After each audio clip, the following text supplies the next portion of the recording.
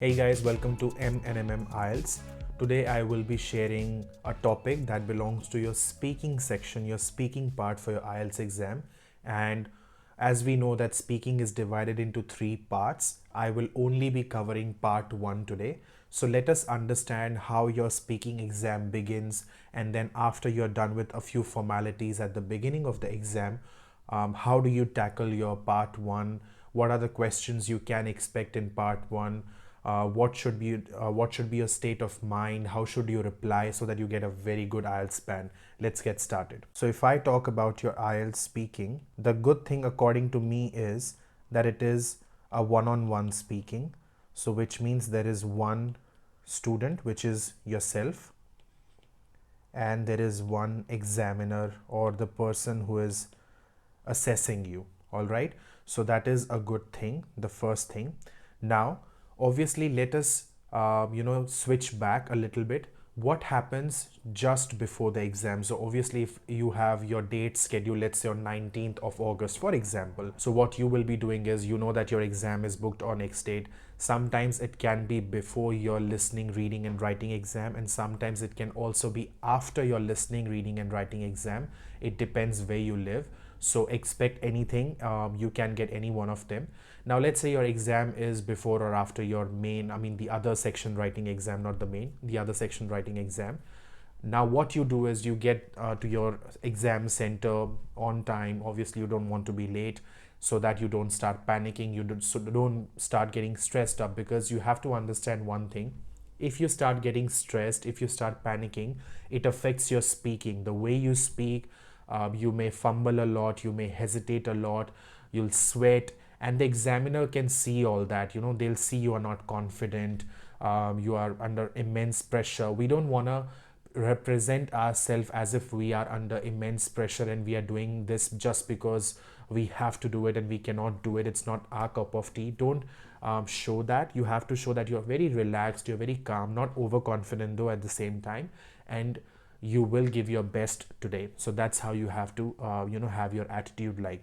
Now once the examiner calls you in that examination room, that's when kind of things start. So there is a good thing when a speaking section, speaking exam starts, and that is, according to me, I would call it icebreaker. So what is icebreaker? A lot of students are under impression that the moment you enter that room where the examiner is sitting, your exam starts and they start marking you. No, that's not the case. They don't care how you have dressed up. They don't care how you enter, how you walk, how you look. They don't care about all this. Don't pay too much attention on these things. Just try to be normal and be yourself. That will help you a lot to be confident, I would say. Now when you enter the room, you sit, the examiner will introduce himself or herself, and she or he might just say that this is my name, and they will ask you your name. They might also ask you what should I call you, because let's say if your name is too long or they cannot pronounce it properly, they might ask you what should I call you. And then you can just if your name is very short and to the point, you can say you can call me this, and if not, then you can, whatever you have in mind, you can say you can call me that. Now all this that is happening is a icebreaker, just to make you comfortable, to settle, help you settle in that environment, to make you a little comfortable with the examiner that is going to assess you.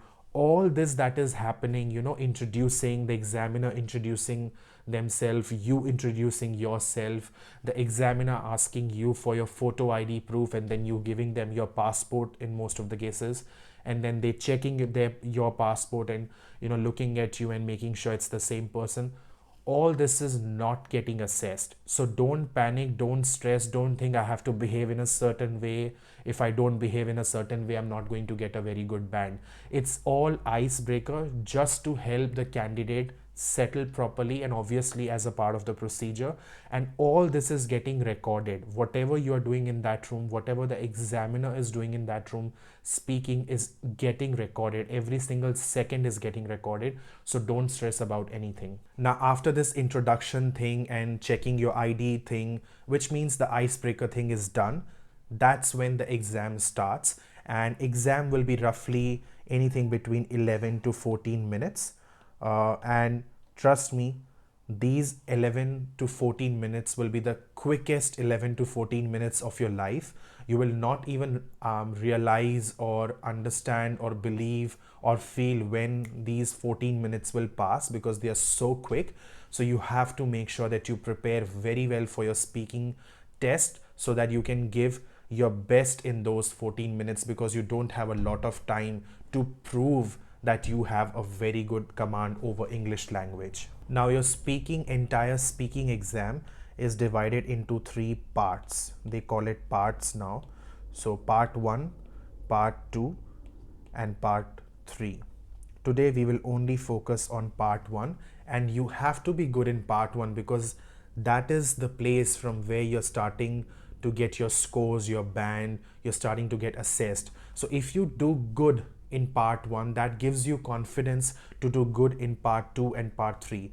If you mess up in part 1, what happens is that's there in your mind somewhere in your brain that, oh god, I've messed up my part 1, I did not do good, and that affects negatively on your performance in part 2 and part 3. So the base has to be strong for the building to be building stronger. Okay, so now let us understand what do we need to do in part 1.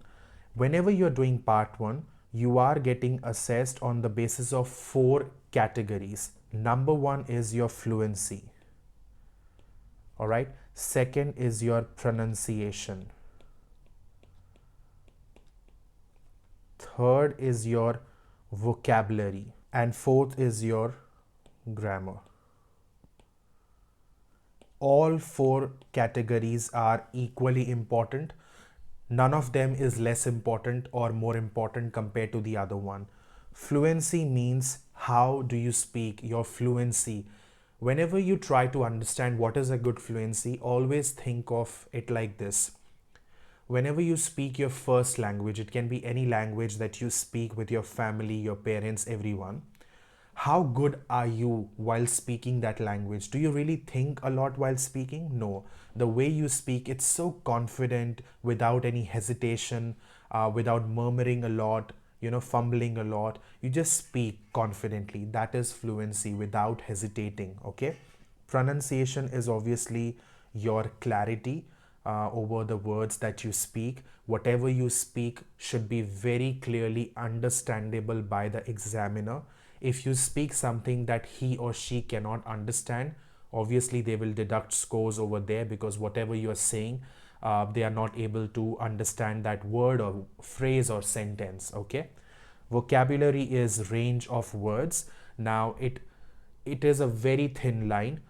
Whenever we discuss vocabulary with our students, or sometimes not even students, their friends, when they talk to us, they feel that you just need to speak all the English in those 14 minutes. That's not the case. Don't do that, because the examiner sitting there, they have a lot of experience. They have taken tests, they have taught many students in their life.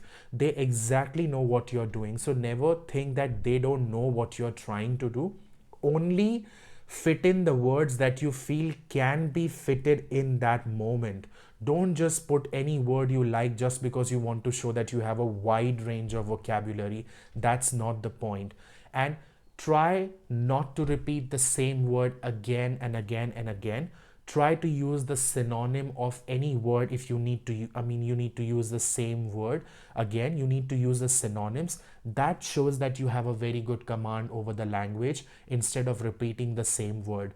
But again, don't just put any word you like just because you want to show that, look, I have a very good command over the English language. That will deduct your scores. And obviously the last part is grammar, where whatever you speak has to be grammatically correct. You have to keep in mind when you speak, if it's past tense, if it's present continuous, you have to keep that in mind. Mostly whenever we speak in past tense, because they always ask us about our experiences, how we dealt with a situation and something like that. And obviously that thing has occurred in the past. So when you speak, you have to speak it in past tense. But if you feel that you have to speak something in future or you have to speak something in present continuous, just make sure whatever you speak is grammatically correct, because grammar is not only important in reading section, but it is also important in speaking section a lot. Now, when the part 1 section, part 1 starts in your exam, it will have, mostly it will have 3 topics. I would say 99.99% it will have 3 topics. All right. So topic number 1, 2 and 3, and these 3 will be different topics. All right. Mostly it is related to family, friends, culture, food, education, job, something which is, day-to-day life. It's not something rocket science that you will feel, oh, I have never heard of this before. It can never be that difficult. And that's the whole idea about IELTS exam, that they want to start with very generalized question to see if you have the basic English, and then obviously the level increases. So part 1 questions, you can always Google and see what are the most repeated questions in part 1, but this is what I have come across, and that is something which you hear in everyday life, so you don't need to stress about that. Now every topic that you come across, let's say part 1 has started and the first topic has started, they will give you 2 to 3 questions per topic. So which means 2 to 3 questions for topic number 1, 2 to 3 questions for topic number 2, and 2 to 3 questions for topic number 3. And as I said, all 3 topics will be different, so you have to give different answers. That's how they will understand that you have a wide range of vocabulary, and while speaking you have to look confident, you have to speak fluently with very clear pronunciation and grammatically correct as well. If these 4 criteria are taken care of by you, you will get a very good score in your part 1 section. All right, now let us do one question or one topic and see how to tackle this type of section. Now remember, a few minutes ago I shared that there is a point in the exam which I call it as icebreaker, and that's where the examiner will introduce themselves. You introduce yourself when they ask you what's your name and how should I call you, and then obviously they will ask for your ID, passport. That section is not getting marked, so don't talk a lot in that section. All right, what's your name? So just be to the point. If she's asking me or he's, let's say there is an examiner, I'll just refer it to as she, okay, so that I don't have to speak he and she every time. Let's say there is an examiner, she's asking me a question, what's your name? I will straight away say Mohit. That's it. I don't need to show my English over there. That is not getting marked. So don't think if I start speaking very good English from there, no matter how good English you speak in that part, you're not getting any score. So just be to the point, save your energy and utilize it where you actually need a lot of energy, where you need to use your brain. So I would say, Mohit, if they're asking me for my passport, I'll give it to them. I will not speak if not required, and I will speak to the point because it's not getting marked. Please keep in mind that thing. This is for the area which is not getting marked. However, it's a little opposite in part 1. Obviously now you're getting marks, now you're getting marked, I would say you're getting scores. So this is the time to prove yourself. Let us take an example today. Okay, let us take an example of a very, very common topic which has been repeated so many times, and that is food. So let us say I am giving my exam and my examiner has started part 1, and the first topic that she has given me is food, and she'll say, let us talk about food. Now the moment I know what topic she has asked me, I will start visualizing that thing, because when I visualize food in front of me, it will automatically help you to speak a lot, to talk a lot, to come up with some new words, to come up with new ideas and all sort of things. Okay, now when she says food, let's say she has asked me 3 questions regarding food. First of all, what is your idea about food? Okay, let's say this is my first question. Sorry for that terrible handwriting. Let's write it a little neater. Second and third. Now obviously when she is asking the first question, you don't know what is going to be the second question or the third question. Over here, I'm just trying to give you an idea. All three questions will be related to food. They cannot be related to something else because the topic is food. But let us start one by one. Let's say she's asked about food. Now comes the time where if you speak to the point and you don't explain your idea, not too much, but a little bit, that's when you don't get a good score. So people who just say, let's say for example, the first question, what is your idea about food? And I say, I like food a lot. Now this is a very basic answer. I have not, explained anything. I have not shown that I can speak good English. Then how can I expect a good band?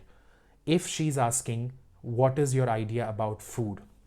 I would say food is a great source of energy and something that every single day, every human being or every life on this planet needs to survive and work hard. See how you have spoken an answer which had no repeated words. It was making sense, and you spoke so many different words: human beings, life on the planet, to survive, so many different words. Now the examiner knows that okay, you can talk, your English is good, whatever I spoke was grammatically correct. That's where you start getting good scores. You have to keep in mind what is the difference between to the point and explaining it a little bit. I would not write an essay over here, but I would give it a little bit of an explanation over here. Okay, because part 1, out of 3 parts in exam, part 1 I would say will last for 4 to 5 minutes, and in 4 to 5 minutes they will give you 3 topics, so that means you don't have to explain it a lot. Okay, now after you give your definition regarding food, the next question she might ask is, what are the different cuisines you like? Now obviously you have to understand what is the meaning of cuisines, different varieties of food from different countries and culture.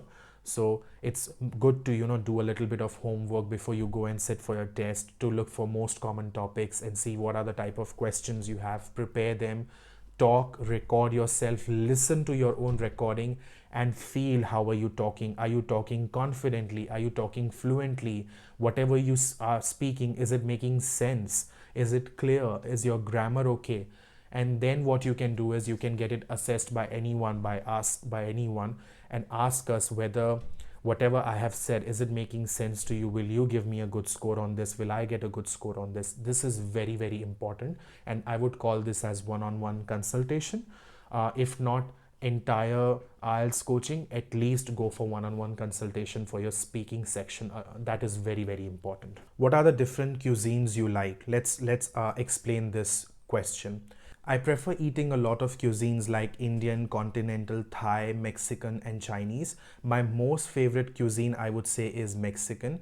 And the only reason I would say this is because I can eat it any time of the day, any time of the year, no matter it is hot or cold. I can prefer eating salads in Mexican dish, or a burrito, or nachos. These are my most favorite dishes, and I just love the way it smells, it looks, the appearance is always appealing to me, and that makes it the most special for me.